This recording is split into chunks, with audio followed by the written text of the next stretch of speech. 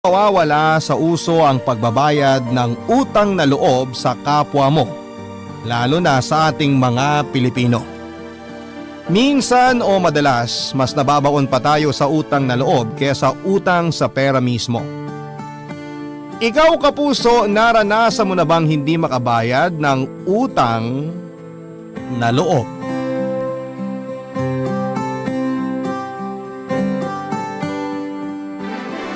Dear Papa Dudut, sabi ng iba, walang abusado kung walang magpapaabuso. Ginawa ko din ang kasabihan na ito para sa sarili ko dahil aminado akong inabuso ako at aminado rin akong may kasalanan din ako doon. Ako nga pala si Troy, 35 years old, wala pang isang taon mula nang naganap ang ikukwento ko sa inyo tungkol sa amin ng 40 anyos kong kuya na si Goyo. Bagay nga siguro sa kanya ang pangalan niya, naisip ko lang. Lagi kasi niya akong nagogoyo noon para tulungan siya sa mga pasanin niya sa buhay. Pareho na kaming pamilyado at may mga responsibilidad na sa buhay, pero mas pinili ni kuya na idagdag ang sarili niya sa mga obligasyon ko. Hindi ko nakasanayang tumanggi kapag hinihingan ako ng tulong ng mga mahal ko sa buhay. Lalo na si Kuya Goyo. Kaya siguro panay noon ang lapit niya sa akin dahil alam niya ang kahinaan kong yon. Inabuso niya ang pagiging mahina ko sa aspetong yon at patuloy na sinasahod ng mga kamay niya sa akin sa tuwing alam niyang may maibabahagi ako sa kanya. Ang naaalala kong nagpabago ng buhay naming magkapatid ay noong nilapitan niya ako para tulungan siyang makahanap ng trabaho rito sa Maynila. Wala siyang pasabing nagtungo sa bahay naming mag-asawa, Papa Dudut. Nagulat na lamang ako nang madatnang ko siyang kampanting nakaupo sa sala namin. Tiningnan ako ng aking asawa, si Charlene, bago siya nagpaalam para pumasok sa kwarto namin. Iniwan kami ni Charlene sa sala para makapag-usap na magkapatid. May hinala na ako sa kung ano man ang dahilan ng pagpunta ng kapatid ko sa bahay. Hinintay ko na lamang na kumpirmahin niya yon kapag nagsalita na siya. Marami muna siyang naging kwento para mapaikot ako. Kabado na ako noon at halos hindi ko na maintindihan ang mga sinasabi niya dahil tumatakbo na sa isipan ko ang mga posibleng tulong na gusto niyang hilingin sa akin. Noong medyo nakapag-ipon na siya ng lakas ng loob ay sa kanya sinabi ang totoong intensyon niya sa pagpunta sa Maynila.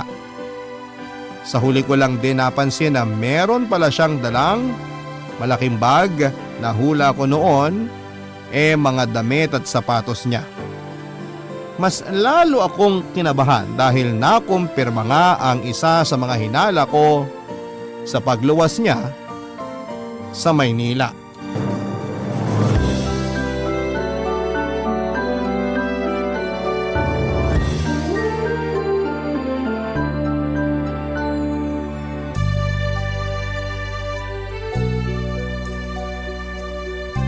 Siguro naman napansin mo na itong dalawang bag ko sa gilid ng sofa nyo.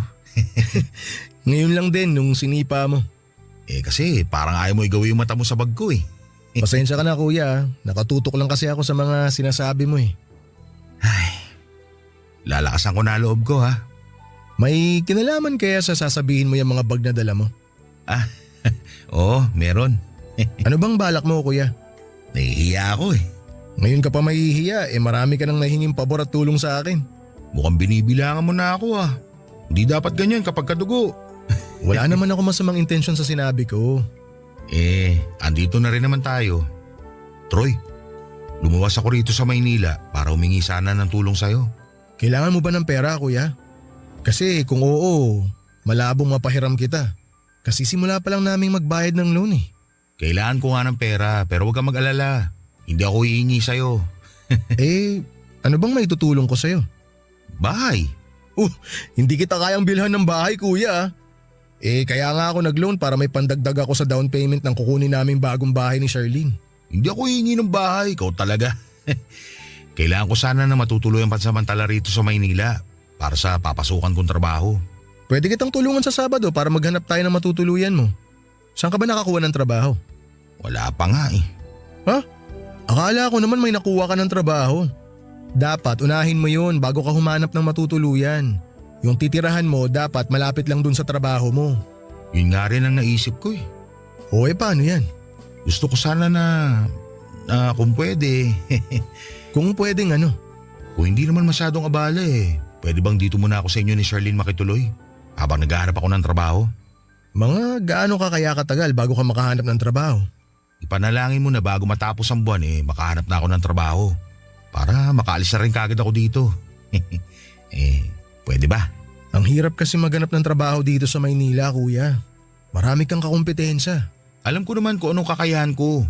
Malaki man ang kompetisyon, alam kong kaya ko yung maipanalo. Ako pa ba? Wala ka bang tiwala sa Kuya Goyo mo? May tiwala naman. Malaki tiwala ako sa'yo. Kaya lang kasi, paano yung mag-ina mo sa probinsya? Kaya ba nilang malayo sa'yo? Si Nadina? Ayos lang yun. Suportado niyang pagluwas ko dito sa Maynila.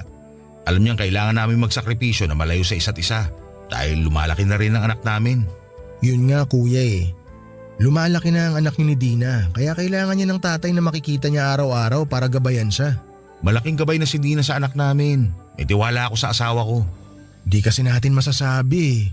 Para namang ayaw mo akong tulungan, Troy. Hindi naman sa ganun. Ang dami mong naiisip na rason para tablahin ako Ayaw mo bang umasenso ko katulad mo? Aba syempre gusto ko. Kaya lang ano? O sige na, payag na ako. Talaga? Yun! Wala nang bawian ha? Oo, kakausapin ko si Charlene mamaya. Ayos lang ba sa'yo kung dito ka lang sa sala matutulog? Isa lang kasi ang kwarto rito Ay naku, walang problema. Kahit sa banyo mo pa ako patulugin, ayos lang.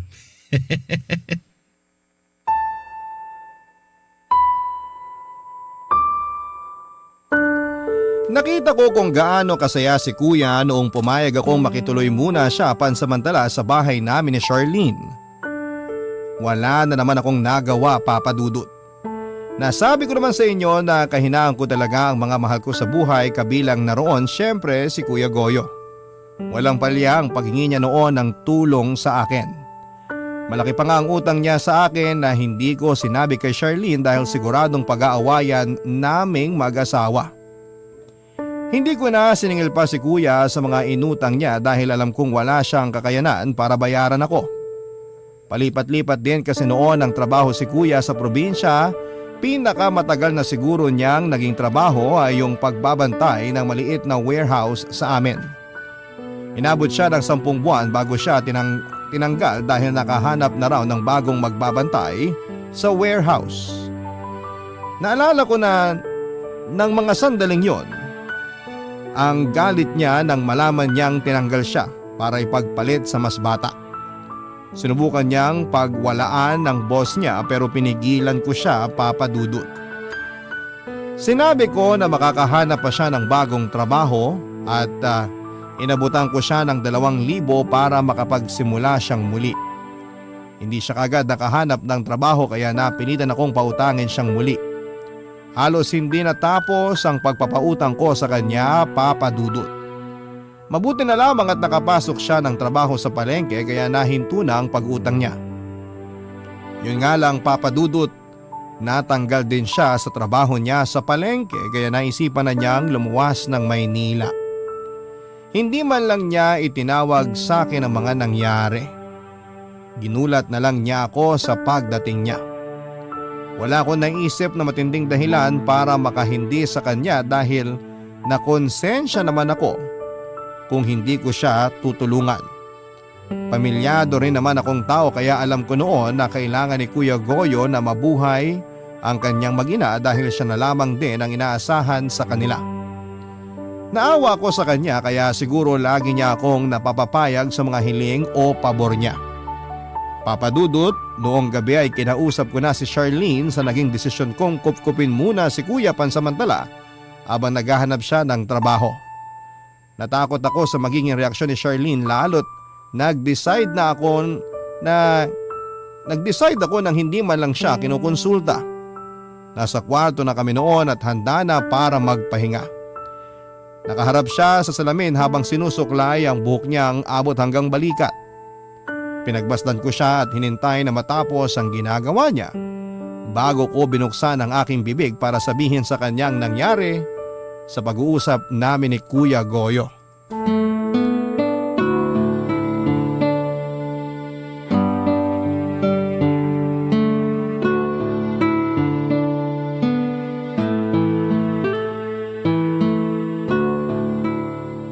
Lusaw na ako. Ha? Kanina ka pa nakatitig sa akin habang nagsusuklay eh. Sorry. Nagandahan lang siguro ako. Sa suklay o sa akin? Siyempre sa'yo. Kahit anong suklay pa ang nakapaligid sa'yo, ikaw pa rin ang tititigan ko. Pakilig naman to.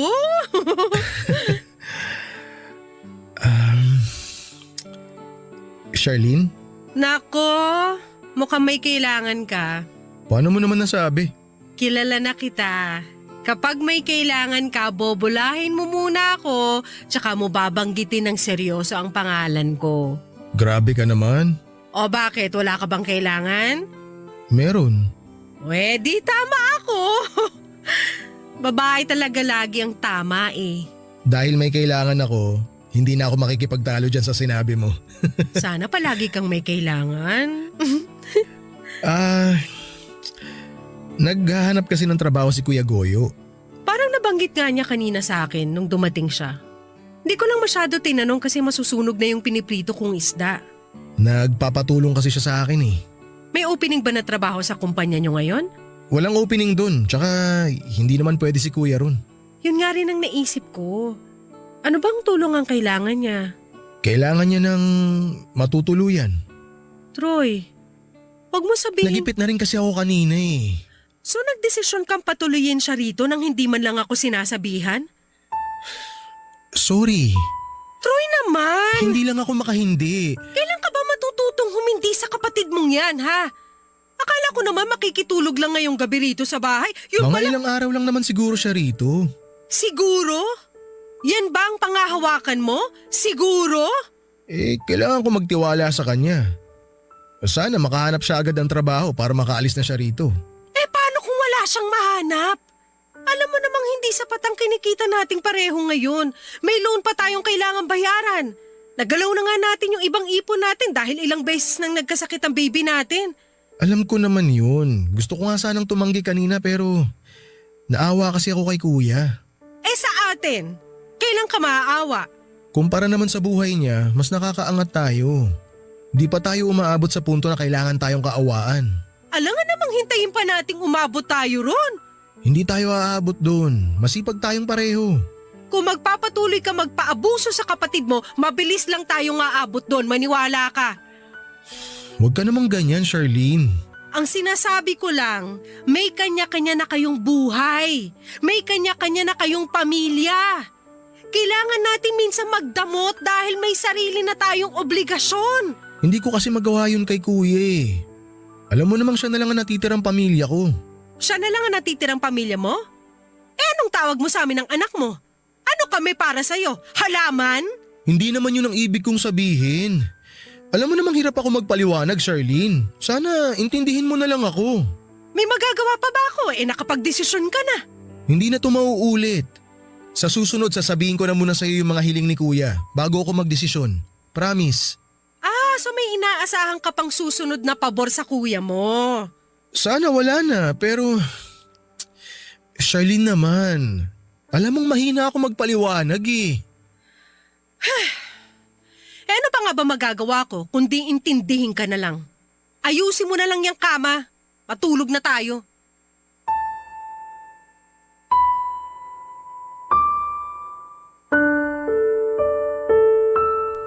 Papadudo tinalikuran ako ni Charlene habang nakahiga kami sa kama.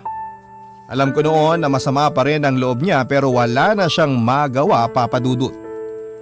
Nahiya ako sa asawa ko dahil dagdag pasanin na naman sa bayarin namin si Kuya Goyo. Mas malaki ang ambag noon ni Charlene sa mga bayarin namin sa bahay kesa sa akin. Dahil mas maganda ang pinagkakakitaan niya. Kaya naman talagang dinalangin ko na sana'y makahanap kaagad ng trabaho si Kuya Goyo. Hindi na ako nakatulog pa kaya mas pinili kong magbukas ng Facebook. Baka sakaling may matisod akong trabaho para kay kuya. Nabigo ako sa paghahanap kaya nahiga na lamang akong muli, Papa Dudut. Sa pagpikit ko ay nahila agad ako ng antok. Nakatulog ako kaagad at nakapaglakbay na ang utak ko sa mundo ng mga panaginip. Sa panaginip ko ay nagbalik ako sa pagiging bata at kasama ko raw noon ang Kuya Goyo ko. Hawak niya noon ang kamay ko at nasa gilid kami ng kalsada. Hinihintay daw namin noon ang mga magulang namin at may nakita kami mula sa kaliwa na sasakyan na paparating at papalapit sa amin. Na-excite kaming pareho ni Kuya pero paglapit sa amin ng sasakyan ay nakita naming karo pala ito ng patay. Sinilip namin ang loob ng karo at doon ay nakita namin ang mga kabaong ng magulang namin. Doon ako nagising, Papa Dudut. Pinagpawisan ako sa pagkakabangon ko at napatingin ako kay Charlene na mahimbing pa rin sa kanyang pagtulog. Bumangon ako sa kama at saka tinungo ang banyo. Naghilamos ako roon para mawala ang takot sa mukha ko. Napatingin ako sa salamin sa banyo at doon ay biglang nanumbalik lahat ng alaala ko noong namatay ang mga magulang namin ni Kuya Goyo noong bata pa lamang kami. Namilit akong magpabili ng laruan sa mga magulang ko sa palengke at doon ay naganap ang trahedyang nagwasak sa pamilya namin. Nagkaroon ng barilan sa pagitan ng mga armadong kalalakihan at mga pulis sa palengke kung saan ay andon ang mga magulang namin. Napatay ng mga armadong lalaki ang mga magulang namin, Papa Dudut. Mula noon ay kami na lamang ni Kuya ang naging magkasama sa buhay. Palipat-lipat kami noon ng tirahan. Pinagpasapasahan kami ng mga tiyahin namin noon na ampunin kapalit ng pagiging kasambahay namin sa kanila. Kapag nanawa na sila sa aming serbisyo ay saka kami paaalisin. Noong wala nang kumupkup sa amin ay si Kuya na ang nagsikap na itaguyod kami sa buhay. Pinag-aral niya ako habang nagtatrabaho siya. Hindi na siya nakapag-aral pa dahil mas inuna niya ako. Kaya pinangako ko sa sarili ko na tutulungan ko siya sa abot ng makakaya ko dahil malaki ang naging utang na loob ko sa kanya. Papa Dudut, yun ang totoong dahilan kung bakit hindi ko siya magawang hindian sa lahat ng mga hinihingi niyang pabor sa akin noon. Barangay Love Stories. Barangay Love Stories. Papa Dudut, nagsimula na ngang tumira si Kuya Goyo sa bahay namin ni Charlene. Hindi naman pinaramdam ni Charlene na masama ang loob niya, alang-alang sa akin. Sa unang linggo pa lamang na nakatira siya sa bahay ay nahirapan na kaming mag-asawa. Kami ni Charlene madalas ang nag-a-adjust noon sa pakikisama sa kanya, Papa Dudut. Naging makalat ang sala dahil sa mga gamit niya na sinasabit niya lamang kung saan-saan. Nahiya na tuloy kaming tumanggap ng bisita dahil sa itsura ng sala namin. Nangamoy paa at pawis na rin sa bahay dahil nakakatamarang maligo ni Kuya at di namin masabi ni Charlene sa kanya dahil baka ikasama ng loob niya. Nahiya nga ako kay Charlene dahil siya ang naglilinis ng kalat ni Kuya. Tuwing lumalabas noon si Kuya ay saka nililinis na Charlene ang mga naging kalat niya mula sa sala hanggang sa banyo. Hindi ako nakarinig ng reklamo kay Charlene pero nararamdaman kong hindi siya masaya sa mga nangyayari. Lagi na rin kaming nauubusan noon ng pagkain dahil masibang kumain si Kuya.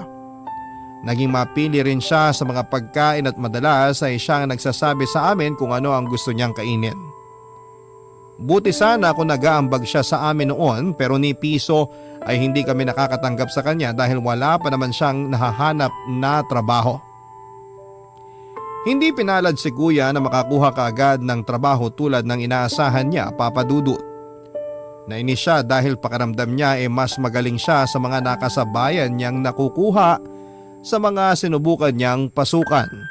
Dahil nga rin siguro sa galit kaya napadalas ang pag-inom niya ng alak. Panay noon ang hingi niya sa akin ng pangbili ng alak at pulutan.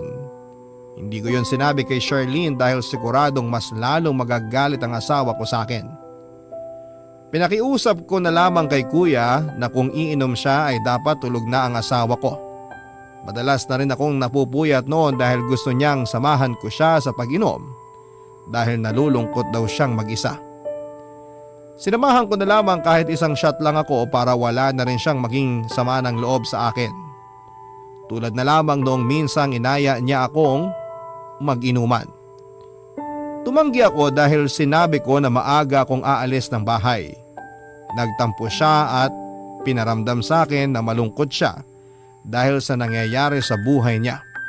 Napilitan tuloy akong magpuyat para lamang masamahan siya, Papa Dudut.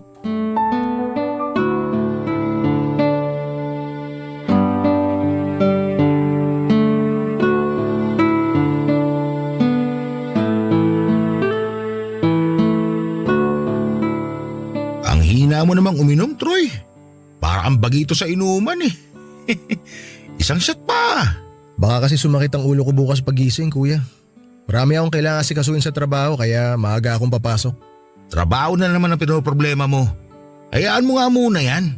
Magpasaya na lang tayo ngayon bago pa magising si Charlene. Ay, narinig kaya niya tayo? Maririnig niya tayo kung panay ang taas mo ng boses, kuya. Tsaka bago pa niya tayo marinig, mas maganda kung matutulog na tayo. Ituloy na lang natin ang inuman na to kapag day off ko na. Ay, gusto ko lang naman kasi makatulog eh. Kaya ako umiinom. Eh di matulog ka na. Subukan mo lang pumikit. Di naman kailangan idepende sa alak ang pagtulog. Oh, kukunin ko na tong alak para maitago ko na. Muntik na nga palang makita ni Charlene nung isang gabi yung alak na di mo naubos. Mabuti na lang nahila ko siya palayo sa ref bago pa niya nakita. Kaabanggit mo kay Charlene, lalo ko tuloy namimiss sa kasawa ko si Dina. Ay, 30 na rin si Charlene, no? Oo, 30 na nga. Pareha sila ni Dina.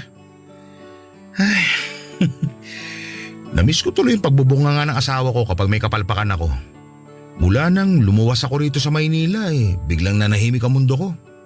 Pero alam mo, bigla ko hinarap yung ingay ng asawa ko. Baka oras na para umuwi ka sa inyo, kuya. Sigurado ako namimiss ka na rin ni Dina. Ay, kung pwede lang eh. Pero nangako ako na hindi ako uuwi hanggat wala akong trabaho. May intindihan naman niya siguro yon. Di naman ganun kadali maghanap ng trabaho dito sa Maynila. Nakapagbitiw na rin ako ng salita. Sabi ko nga, may intindihan ka niya. Ganyan din naman si Charlene nung unang beses na nawalan ako ng trabaho at kinailangan ko maghanap ng bago. Naintindihan niya na di madali humanap ng trabaho sa panahon ngayon kaya sigurado ako na ganun din si Dina kapag sinabi mo sa kanya. Alam ko naman kaya niya ako maintindihan. Pero andun pa rin yung hiya eh. Namimiss ko talaga si Dina. Oo, sakit ng ulo minsan ng mga babae sa buhay natin. Pero kapag nawala naman sila, saka natin hinahanap-hanap. Sana nga magkasama na kayo ni Dina, kuya. May paraan naman para magkasama kami ulit na mag-ina ko. O di gawin mo. Pwede kaya? Paanong pwede? Gusto ko sanang paluwasin sila rito sa Maynila eh. Tapos? Nakakahiya man sa'yo, bunso. Pero hihiling sana ulit ako ng pabor. Pabor ulit? Naku, ayan na. Mukhang nakakahiya nang pasadahan yung pabor na sinasabi ko. Kung kaya ko, pwede naman kitang pagbigyan sa pabor na yan kung ano man yan.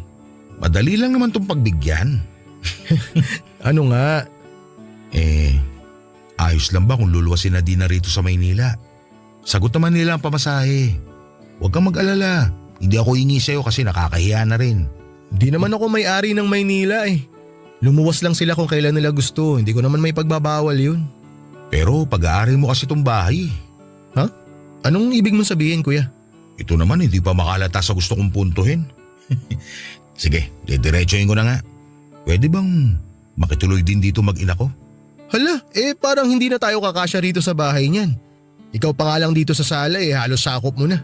Payat naman pareho mag-ina ko. Kaya ko na silang isiksik dito sa sala kasama ko. Hindi naman sila magiging komportable nun. Kawawa naman sila. Mas kawawa sila kung hindi nila ako makakasama. Tsaka baka hindi sila komportableng gumalaw dito. Baka mahiya si Dina. Naku, makapal ang mukha nun. Wala nang hiyaya sa panahon ngayon. Ano, tawagan ko na ba si Dina para palosin na bukas? Hala, agad-agad? Sabik na kasi ako makasama sila eh. Ipagpapaalam ko muna kay Charlene, kuya. Paano kung hindi siya pumayag? Ayun lang. Ang hirap na di makasama mag-ina ko. Nawawalan ako ng inspirasyon para makahanap ng trabaho. gawin mo na lang munang inspirasyon ng pagkakalayo nyo. Para mas lalo kang ganahan na maghanap ng trabaho. Kapag mabilis ka makakuha ng trabaho, mas mabilis mo silang makikita, di ba? Wala na ba talagang tsansa na pumayag ka? Alam mo naman na kailangan kasama ko si Charlene na magdesisyon. Mag-asawa kami. Baka naman pwede mong palagpasin to ulit nang hindi na kinukonsulta sa kanya. Saka mo na lang sabihin kapag nandito na yung mag-ina ko. Para wala na siya magawa. Magagalit naman yun kapag binigla natin siya. Mag-uusap na muna kami. Naalala ko mula nung namatay si nanay at tatay. Sa akin ka lang lagi humingi ng tulong at pabor. Ni minsan, hindi kita tinanggihan, no? Oo, hindi ka nga tumanggi. Kasi ganun kapag katugo mo. Lalo na kung malaki na itulong sa'yo. Sige, tawagan mo na si Dina. Paluwasin mo na siya kung kailan siya pwede. O paano si Charlene? Kala ko ba mag-uusap muna kayo? Baka di pumayag yun. Ako nang bahala.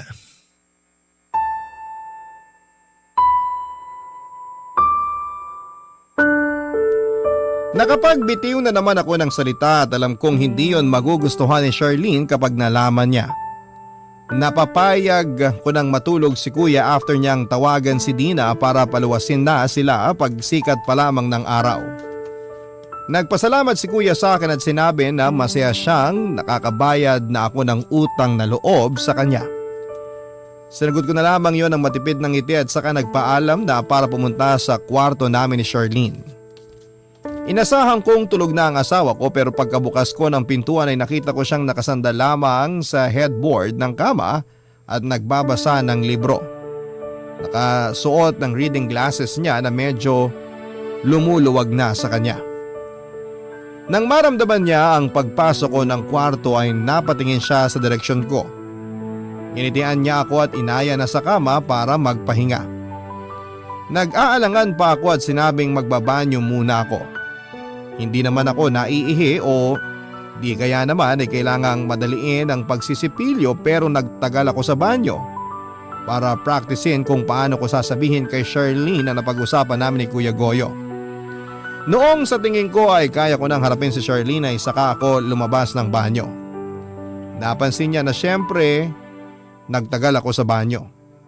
Alam niyang kapag nagtutungo ako doon mabilis lamang dahil na liliitan ako sa banyo namin at pakiramdam ko ay hindi ako makahinga.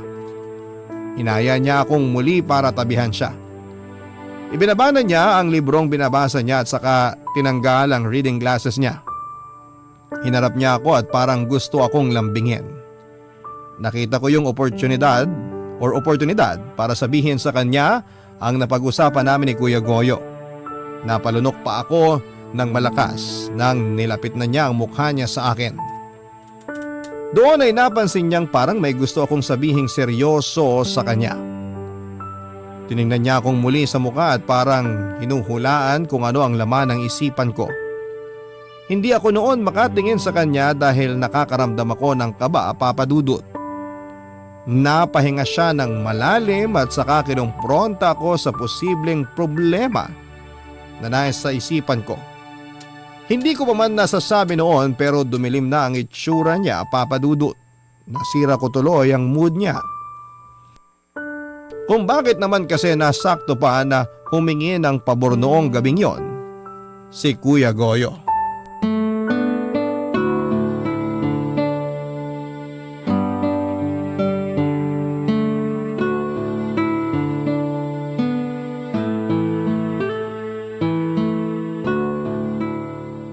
Tapatin mo na ako, Troy. Ha? Anong ha? Sabihin mo na sa akin kung ano man yung gusto mong sabihin. Paano mo naman nahulaan na meron akong sasabihin sa'yo? Namula agad ang mga tenga mo nung tinignan kita. Hindi ka makatitig sa akin. Pinagpawisan bigla ang ilong mo kahit naka-aircon tayo. Senyales yan na may bumabagabag sa'yo. Grabe? Ganyan mo na ba ako kakilala? Ang tagal na nating nagsasama. Ang dali mo na lang talagang basahin. Magagalit ka ata kapag sinabi ko eh. Mas magagalit ako kapag hindi mo sinabi ngayon. Mag-promise ka muna na di ka masyadong magagalit. Ayoko mangako. Nagkausap kasi kami ni Kuya Goyo kanina. Good news ba yan? Aalis na ba siya? Kailan? Walang aalis pero may darating. Ano na naman yan, Troy? Luluwas bukas yung mag-ina ni kuya. Si Nadina? Oo, Sana sinabi mo na hindi sila pwedeng tumuloy dito sa bahay, ha? hindi eh. Bakit hindi? Mamaya umasa sila na pwede sila rito sa bahay. Saan sila matutulog niyan kapag dumating sila? Natawagan na kasi ni kuya si Dina. Tinawagan ng kuya mo si Dina? At nasabi na ni kuya na sa sala sila matutulog ng pamilya niya. Ano? Oo, hinaan mo lang ang boses mo. Baka magising si baby. Nasisiraan na ba siya ng ulo? Bakit siya magdedesisyon na patuloyin ang mag-ina niya rito? Bahay niya ba to? Sabi ko nang hinaan mo lang ang boses mo eh. Kumalma ka nga. Wag mo akong utusang kumalma dahil nanggagalaiti na ako sa galit ngayon. Ang kapal na mukha ng kuya mo para patuloyin dito ang mag-ina niya nang hindi man lang nagpapasabi sa atin? Actually, sa akin siya nagpaalam. At pumayag ka agad? Oo, Pumayag ka nang hindi man lang muna sinasabi sa akin? kapatid ko kasi yun eh. At asawa mo ako! Bahay natin to! Tayong dalawang dapat magdesisyon dito! Hindi pwedeng ikaw lang! Naipit na rin kasi ako kanina. At mas lalo ka pang gigipitin ng kuya mo kung patuloy mo siyang pinagbibigyan sa mga gusto niya! Ngayon lang naman to. Anong ngayon lang? Akala mo ba hindi ko alam ang mga palihim mong pag-aabot ng pera sa kanya? Hindi lang ako kumikibo pero alam ko yon. Di ko lang kasi talaga matanggihan si kuya eh. Malaki ang utang na loob ko sa kanya. Magkapatid kayo! Dapat nga walang bayaran ng utang na loob eh. Lalo na parehas pa kayong pamilyado. Naaawa rin kasi ako kay kuya. Nalulungkot siya kasi wala na nga siyang mahanap na trabaho, di pa niya kasama yung mag-ina niya. At sa atin ba hindi ka naaawa? Kaya naman natin eh. May mga trabaho tayo tapos mapalad pa tayo na magkasama tayo sa iisang bahay. Hindi tulad ni kuya. Bakit parang kasalanan natin kung nakakaangat tayo sa kanila? Kasalanan bang nagsikap tayo para makuha yung mga meron tayo ngayon? Kailangan ba nating mag-guilty sa estado natin dahil lang hindi natin sila katulad? Naaawa lang naman ako. Pansamantala lang din naman to. Pansamantala? Ganyan din ang sinabi mo sa kuya mo eh. Pansamantala lang siya rito pero ilang buwan na ba siyang nakakalibre ng tirahan dito? Baka makatulong ang mag-ina niya para maging ganado siya sa paghahanap ng trabaho. Ako, kailan kaya ako gaganahan sa sitwasyon natin ngayon? Hindi ko na maayos ang pagbabudget para sa atin ng kuya mo tapos magdadagdag pa ng panibagong papalamunin? Hindi naman sila basta-basta palamunin, Charlene. Pamilya ko pa rin sila. Pamilya mo rin kami ng anak mo, Troy. Isipin mo muna ang kapakanan namin bago ang iba. Pwede bang hayaan mo na? Nakapagdesisyon na ako eh. Gagawa na lang ako ng paraan para makaraos tayong lahat. Hindi ko pwedeng pabayaan na lang ang kapatid ko. Dahil nung mga bata pa kami at ako ang nangangailangan, di niya ako pinabayaan. Papadudot yun ang unang beses na nasigawan ko ng ganon si Charlene. Kilala ako bilang kalmadong tao pero napuno na rin kasi ako sa mga nangyayari. Mali ko na sinigawan ko ng ganon si Charlene dahil hindi rin naman niya alam ang tunay na dahilan kung bakit patuloy ako sa pagtulong sa Kuya Goyo ko. In-explain ko naman yon sa kanya, tinanggap niya ang mga sinabi ko pero alam kong masama pa rin ang loob niya dahil sinigawan ko siya. Nakonsensya ako at humingi ng sorry sa mga nagawa ko, Papa Dudut. Tumango lamang siya noon at saka sinabing magpahinga na. Pinuntahan niya sa crib ang baby namin at nung kontento na siya sa pagkakatulog ng anak namin ay saka naman siya bumalik sa kama. Sinubukan kong halikan siya pero umiwas siya sa akin, Papa Dudut. Tinalikuran niya ako at saka hinila ang kumot sa pwesto niya. Nanakit ang ulo ko noon sa pinaghalong stress at nabiting alak. Hindi ako nakatulog kakaisip sa mga nangyayari sa bahay namin. Umaga na noong natapos akong pagurin ang utak ko, Papa Dudut. Naghanda na ako para pumasok sa trabaho at hindi pa rin ako kinikibo noon ni Charlene at hindi naman nakahalata si Kuya na nag-away kaming mag-asawa noon. Bago ko umalis ay narinig ko pang nag-uusap sina Dina at Kuya Goyo. Rinig ko noon ang saya ni Kuya habang binibilinan si Dina kung saan siya bababa para mapuntahan at masundo siya ni Kuya. Noong natapos ang tawag ay agad akong niyakap ni kuya para magpasalamat. Kahit papaano ay nawala naman yung stress ko dahil napasaya ko si kuya, Papa Dudut. Hiniling ko noon na sana ay maging inspired na si kuya sa paghahanap ng trabaho para rin makaalis na sila sa bahay. Alam ko kasi noon na hindi matatapos ang away namin ni Charlene hanggat andon sina Dina at kuya. Gusto ko na rin syempreng maging payapa noon ang pagsasama namin ni Charlene. Alam ko naman na hindi madamot at hindi masamang tao ang asawa ko.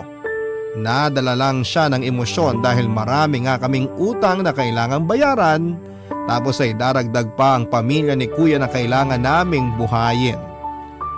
Mula noon, Papa Dudut, ay nanlamig na sa akin si Charlene at madalas kapag nag-uusap naman kami ay ramdam ko ang galit sa kanya. Pinigilan ko na lamang ang sarili kong huwag magpadala sa galit dahil naipit din naman si Charlene sa sitwasyon na meron ako, Papa Dudut. Barangay Love Stories. Barangay Love Stories. Alam ni Kuya Goyo si Dina sa isang beer house. Dating nakikitable si Dina sa mga customers ng beer house na pinasukan niya, Papa Dudut. At minsan ay nakatable nga niya si Kuya. Nagkaroon ng interes si Kuya kay Dina dahil sa pagiging totoo daw ni Dina. Natuwa siya dahil takles at malakas ang self-confidence ni Dina. Yun daw noon ang tipo ni Kuya sa isang babae. Mabilis silang nagkahulugan ng loob. Naging silang dalawa at nag-live-in ng ilang linggo mula noong sagutin ni Dina si Kuya. Hindi naman pinatigil ni Kuya si Dina sa pagtatrabaho sa beer house dahil malaki ang kita ni Dina sa pagpapabili ng latest drink sa mga customers niya. Inahatid sundo ni Dina noon ni Kuya gamit ang pinapasada niyang tricycle. Naging masaya silang dalawa kahit paminsan-minsan ay nagdududa si Kuya kay Dina dahil sa dami ng mga nakaka-table noon ni Dina.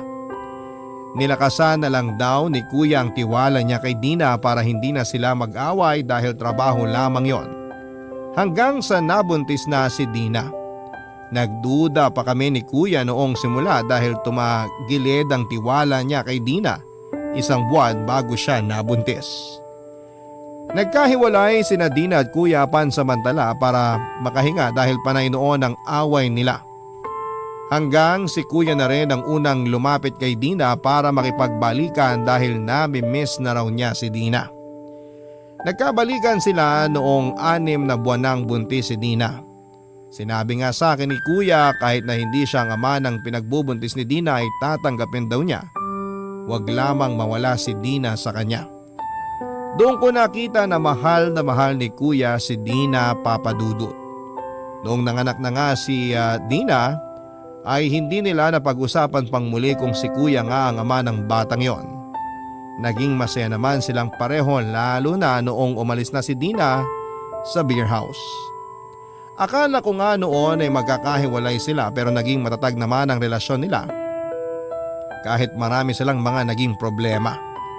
Masyadong na in love si Kuya kay Dina at nakita kong muli ang pagmamahalan nilang yon noong tumira na nga sila sa amin.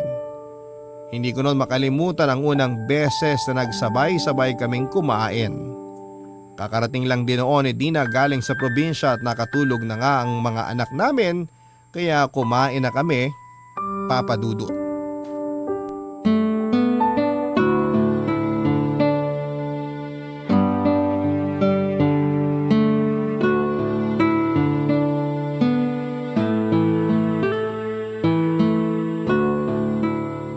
Dina, damihan mo kain mo ng kanin ha.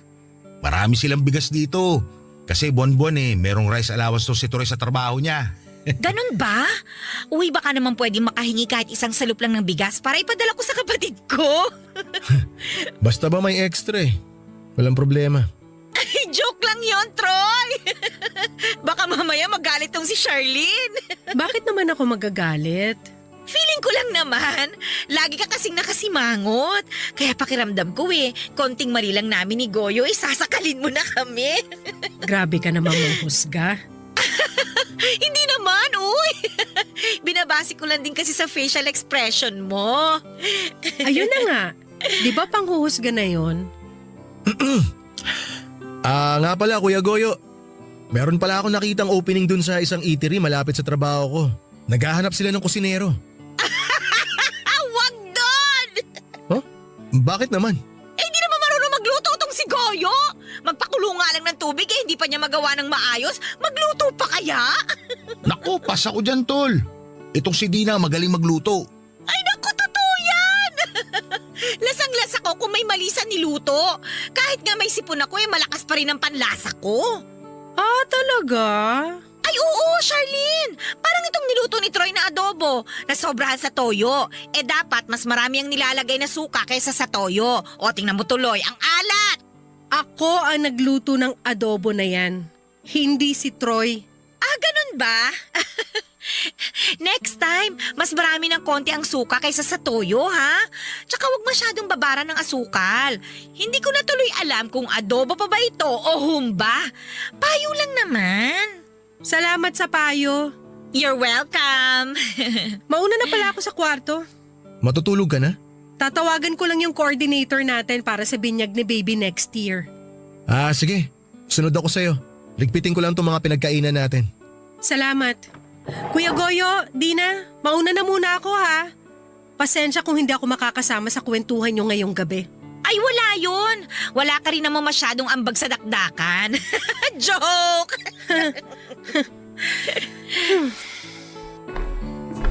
Troy, bibinyagan na pala ang baby nyo? Oo. Teka lang ha. Ilalagay ko muna sa ref itong natira nating kanin. Babalik ako agad. Goyo, tanungin mo kung pwedeng isabay na sa binyag ng anak nila yung anak natin. Nakakahiya. Magpabinyag na lang tayo kapag may pera na ako. Kailan pa? Wala ka pang ang trabaho. Magtatrabaho na ako. Andiyan na kayong inspirasyon ko eh. Huwag mo na akong bolahin. Ireserba mo na lang yan kina Troy at Charlene. Gawin mo ang lahat para mapapayag silang makisabay tayo sa binyag. Para wala na tayong gastusin. Kaya naman nila mag-asawa yun eh. Di na naman, nakakahiya na. Makikitira na nga tayo rito ng libre. Sagarin na natin. Minsan lang naman to habang gusto pa nila tayo. Nakakaawa rin naman kasi yung anak natin eh. 4 na taon na pero hindi pa rin siya nabibinyagan. Kailangan yata sa daycare center ng baptismal certificate. Sige ka, di makakapag-aral yung anak natin. Gusto mo ba yon? Siyempre hindi. Kaya nga pagbalik ni Troy, kausapin mo na siya. Susubukan ko. Tsaka, try mo ring itanong kung pwedeng pahiramin ako ni Charlene ang isusuot ko sa binyag. Medyo may katabaan siya. Pero pwede ko namang paremedyohan yung ipapahiram niya kung papayag siya.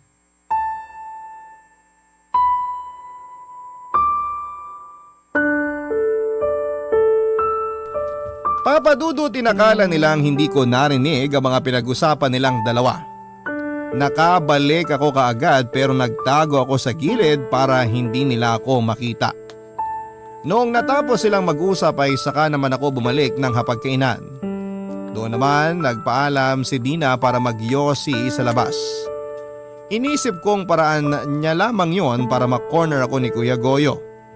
Minadali kong maglinis ng mesa at hindi na muna kinausap si Kuya. Hindi ko siya matignan noon dahil alam kong hinuhuli niya ang tingin ko para masabi niya ang pabor na hihilingin niya sa akin. Naramdaman ko naman na medyo alanganin din siya na kausapin ako kung hindi lang talaga nagpumilit si Dina. Sinubukan akong tulungan ni Kuya sa pagliligpit ng pinagkainan namin pero sinabi kong magpahinga na siya dahil alam kong napagod siyang mag-commute para sunduin si Dina sa terminal. Tumango na lamang siya at saka pumunta sa kusina para kumuha ng beer sa ref at saka naupo sa sala. Hinintay niyang matapos ako sa paglilinis ng mesa at binagalang ko naman dahil parang naghahanap ako ng paraan para hindi siya makausap tungkol sa binyag. Binagalan ko ang paghuhugas ng mga pinagkainan para lamang makaiwas kay Kuya. Hinugasan ko na nga rin yung mga hindi naman kailangang hugasan para lamang tumagal ako sa kusina. May mga dinagdag na rin akong nilinis tulad ng stove at microwave namin. Inisip ko pa na kung paano haharapin si Kuya at kung paano siya tatanggihan sa hihingin niyang pabor na parang natatakot na ako. Natatakot ako noon na mapasama ang loob niya dahilan para muli niyang i-bring up yung utang na loob ko sa kanya. Alam ko noon, Papa Dudut, na hindi ko naman mapipigilan ang sarili ko na pumayag sa gusto niya, pero magiging dahilan yon para masira kami lalo ni Charlene. Sa totoo lang, Papa Dudut, ay hindi pa ako napapatawad noon ni Charlene sa pagsigaw ko sa kanya at pagpayag na patirahin si Dina sa bahay. Kaya alam ko noon na magiging triple ang galit ni Charlene kapag nalaman niyang gustong isabay ni na kuya ang binyag ng anak nila sa anak namin. Alam kong matagal nang pinagplanuhan ni Charlene ang binyag ng panganay namin. Marami na siyang naplano para maging espesyal ang araw na yon. Alam ko noon na sasama ang loob niya kung merong makikihati sa espesyal na pagdiriwang na yon. Kaya naman nilakasan ko na ang loob ko at handa na akong tanggihan si kuya. Tinapos ko na ang paghuhugas ng mga pinagkainan at saka sinadya ko nang daanan siya sa sala. Doon ay nakita kong nagbubulungan sina Dina at si kuya.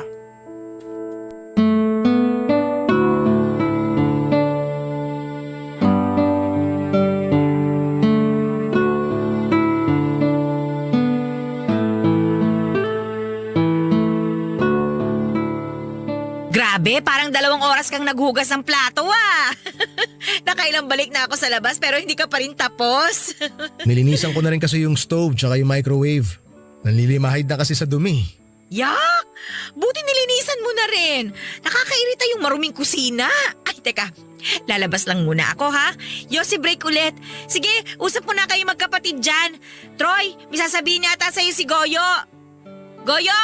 Oh, ito na si Troy. Ha? May sasabihin ka, kuya? Oo eh. Ano yun? Maupo ka muna. Ay, hindi na. Maiksi lang naman siguro yung sasabihin mo, no? Para makapanik na rin ako sa kwarto. Baka hinihintay na ako ni Charlene Ano kasi, narinig ko na pabibinyagan nyo ng anak nyo ni Charlene. Oo, pabibinyagan na nga namin. Nabanggit ko rin naman kanina. Naisip ko lang kasi, paano kaya kung Kung maging ninong ka sa anak namin? pwede rin naman. Basta hindi niya ako sisingilin tuwing Pasko. Yun ba talaga sasabihin mo, kuya? Meron pa eh. Sabihin mo na, kuya. Makikinig ako. Hindi pa kasi nabibinyagan yung anak namin ni Dina eh. Ah, talaga? 4 na taon na siya, di ba? Lagi kasi nagigipit kaya walang pambinyag. Alam mo naman sa probinsya, kailangan maganda ka pag may binyagan para hindi nakakaya sa mga ninong at ninang. Di pabinyagan yun kapag nakahanap ka na ng trabaho. Gusto ko sana kung pwede lang eh. Isabay na lang sana yung binyag ng anak namin sa anak nyo ni Charlene. Ha? Parang mahirap ata yan, kuya. May mga gumagawa naman ng ganun, sabi ni Dina. Saka para practical para sa amin, di ba? Wala rin kasi kaming pera ngayon eh. Pero gusto na namin mabinyagan yung anak namin para kapag ginanapan ng baptismal certificate sa school, may maibigay kami. Parang di naman kailangan ng ganun para makapag-aral. Yun ang narinig ko eh. Mas maganda ng handa, di ba? Naku, tagilid tayo dyan, kuya. Siguradong hindi papayag si Charlene. Bakit naman hindi? Ayaw ba niya mabinyagan ng pamangkin nyo? Kawawa naman yung pamangkin yung tumatanda na hindi pa nabibinyagan. Matagal kasing pinagplanuhan ni Charlene tong binyag ng panganay namin eh. Siyempre, first baby namin to kaya todo bigay yung asawa ko. Saka limitado lang yung mga bisita na dadalo kasi gusto namin na mahalagang tao lang sa buhay namin yung pupunta. Wala naman kaming balak magdagdag ng bisita. Kung sino yung mga bisita nyo, yun na rin ang bisita namin. Kahit mga ninong at ninang ng anak nyo, baka pwedeng pasuyo na rin na gawin naming ninong at ninang ng anak namin. Wala di nyo naman kilala yung mga kinuha naming ninong at ninang. Di kikilalanin namin kapag Pasko na. Saka tiwala kami sa mga ninong at ninang na kukunin nyo. Siguradong maayos ang mga trabaho, kaya makakapagbigay ng malaking aginaldo sa Pasko. Hindi naman yun ang dahilan kung bakit namin sila kinuha para maging ninong at ninang ng anak namin eh. Ang gusto namin, magabayan yung anak namin ng mga taong pinagkakatiwalaan namin lalo na kapag wala kami. Ganon din naman ang gusto ko sa anak namin.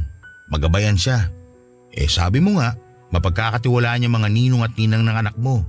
Kaya gusto ko rin ipagkatiwala sa kanilang anak ko. Ewan ko kuya. Kakausapin ko muna si Charlene. Kung di man siya pumayag, sana irespeto nyo na lang yung gusto niya. Espesyal na araw kasi yun para sa anak namin eh. Unang beses yun na magpapabinyag kami. Huwag mo na lang kaya sabihin kay Charlene. Kausapin mo na lang yung coordinator para isingit kami sa binyag. O kaya yung pare. Kahit kami na yung bahalang kumuha ng sarili naming ninong at ninang para sa anak namin. Pwede na kaya yun? Malabo talaga yan, kuya. Pero pwede ko naman kayong pautangin kahit papano para kung gusto nyong pabinyagan yung anak nyo, pwede nyong gawin sa ibang araw. Paano naman yung handa namin? Hindi naman kailangan ng handa, kuya eh. Ang importante, mabinyagan yung anak nyo. Selebrasyon pa rin yun eh. Kailangan pa rin ng handa siyempre. Saka unang beses din yun na magpapabinyag kami. Gusto rin namin gawing espesyal at memorable parang yun sa inyo. Mas magiging espesyal yun, kuya, kung solo nyo yung binyag. Mas magiging espesyal yun kapag magkakasama tayong pamilya sa binyag. Matutuwa sigurado ang mga magulang natin kung nasan man sila kapag nakita nila tayo na magkakasama. Basta, kakausapin ko muna si Charlene. Di ko may papangako na papayag siya pero… Sige, kung ano na lang desisyon nyo.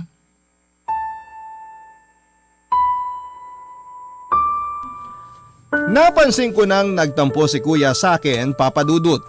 Sinubukan ko siyang kausapin at ipaliwanag muli kung bakit alanganin ang gusto niyang mangyari.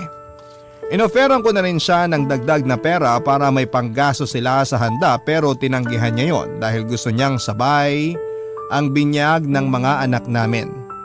Napikon na rin ako dahil ginawa ko naman ang lahat ng pwedeng gawin para mabinyagan ang anak nila pero ibang direksyon ang gusto nilang tahakin.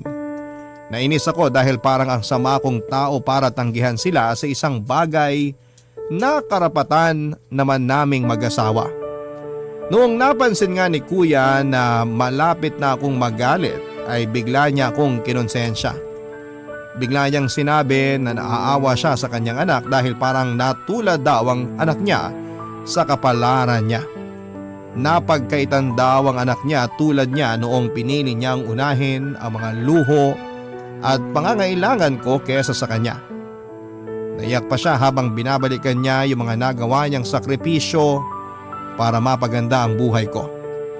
Aminado po akong natamaan ako sa mga sinabi niya dahil naaalala ko ang lahat ng naitulong niya sa akin. Papadudot ilang buwan na lamang at bibinyagan na ang anak namin ni Charlene. Hindi ko pa rin magawang sabihin ngayon kay Charlene ang napag-usapan namin ni kuya. Nakiusap nga rin ako kay kuya na huwag niya akong madaliin dahil nape-pressure din ako. Naintindihan naman daw niya ako pero ramdam kong umaasa siya ng positive na resulta sa paglapit ko kay Charlene. Alam ko namang hindi papayag si Charlene pero gusto kong subukan, Papa Dudut. Gusto kong ipaliwanag sa asawa ko ang pinanggagalingan ko kung bakit hindi ko matanggihan si kuya.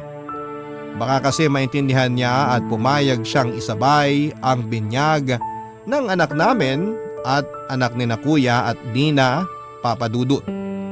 Habang hindi ko pa nga sinasabi kay Charlene baka pwedeng makahingi ng tulong sa mga kabarangay natin dyan para makapag-decide na po ako. Hindi ko kasi talaga alam kung ano ang gagawin para akong naiipit sa dalawang bato.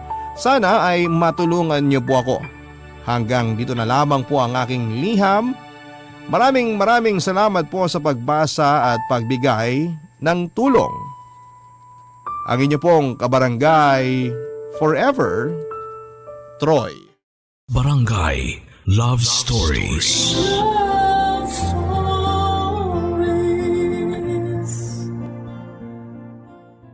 Barangay LS 97.1 Number 1 Forever. Kabarangay, i-share mo ang iyong barangay love stories. Sabay-sabay nating pakinggan ang iyong kwento ng pag-ibig, buhay at pag-asa. Ipadala lang sa barangaylovestories@yahoo.com.